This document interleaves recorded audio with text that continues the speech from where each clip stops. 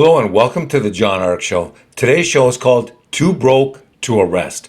Before we begin, I want to encourage you to subscribe to our channel for free.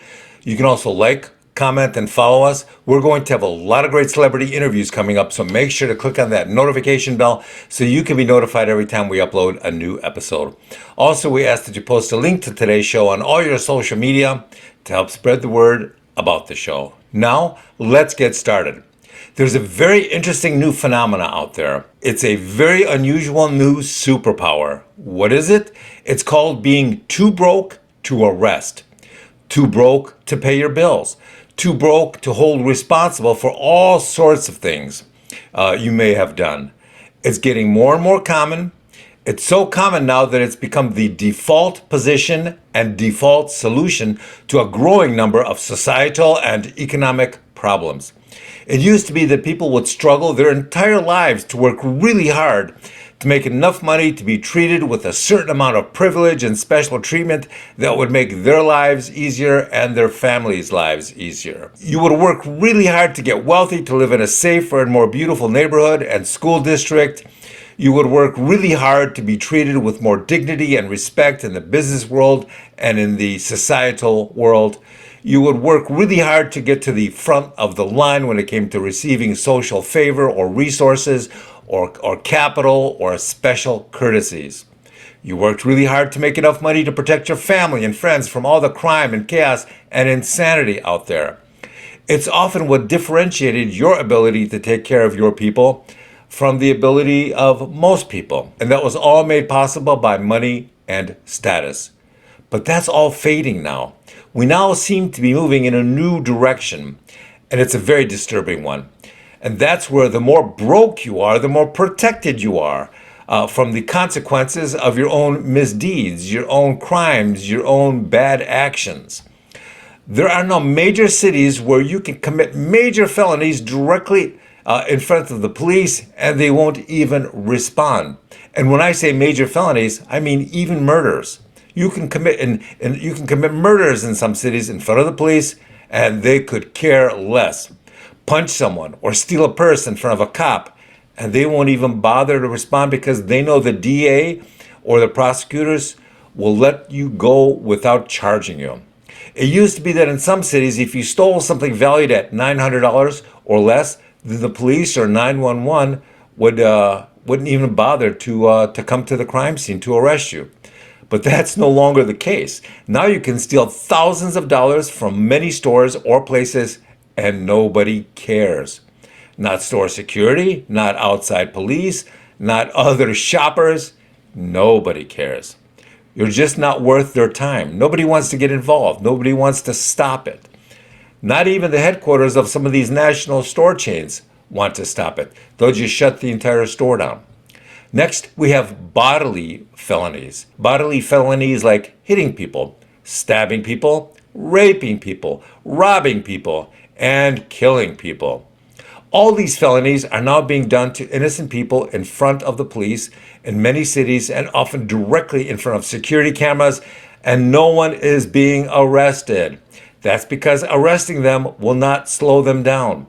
They'll be back on the streets in a couple of hours. There's social media video out there now of criminals asking or even begging the police to arrest them for the crime they just committed or intend to commit in front of them, and the police officers won't even respond. They won't respond for a growing number of reasons. The jails are already full, and there's no more room or budget to feed all these criminals. Cities and law enforcement no longer look at criminals as criminals. They look at them as financial liabilities. When a criminal is out on the streets now, or in the courtroom, or even in jail, the authorities now look at them and ask themselves, how capable will this criminal be to pay any court-imposed fines? How much will it cost to feed them in jail? How much will lawsuits cost that they may bring against the city? Will they be able to pay any police-issued tickets? Will they be able to pay any civil judgments if they get sued? Will they be able to pay any fines that are levied against them in jail? If they arrest you, will they be able to squeeze money out of you or your family? Will corrupt prison guards be able to extort money out of them when they're behind bars? You have to remember the way the prison system works. there's the cost of running the prison, and then there's the blind eye that the prison turns on all the guards making extra money by extorting money from the prisoners because the prison just doesn't pay well enough to support the guards. So the guards and the prison rely on the extortion money that they can pull out of the prisoners. Some people call this broke privilege, the ability to get away with almost anything if you're too broke to arrest. How common is it? It's getting so common now that almost everyone knows about it, but no one talks about it. Why is that? Because it's not politically correct to discuss. No one wants to admit that it's a problem because it makes people look really bad. If you're videotaped not arresting someone who commits a crime, then it's almost like admitting to the existence of something everybody knows and sees happening, but no one wants to talk about it. A while ago, a major news show did a news segment on major crimes being committed by corrupt cops in Atlanta. Crimes like hits and robberies and extortion. Some of these crimes were done right in front of parked police cars. In one particular instance, there was footage of some cops sitting in a car, and there were people walking up and down the sidewalk in front of them.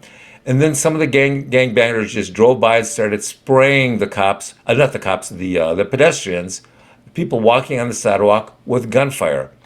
And you know what the cops did? Nothing. It's almost as though the cops were paid to do nothing. But this is not unique to Atlanta. It's everywhere. Remember when people bought alarms for their homes or cars to protect them? Well, alarms only work if the police respond to them. But now they're just noisemakers that both the police and everybody else ignore.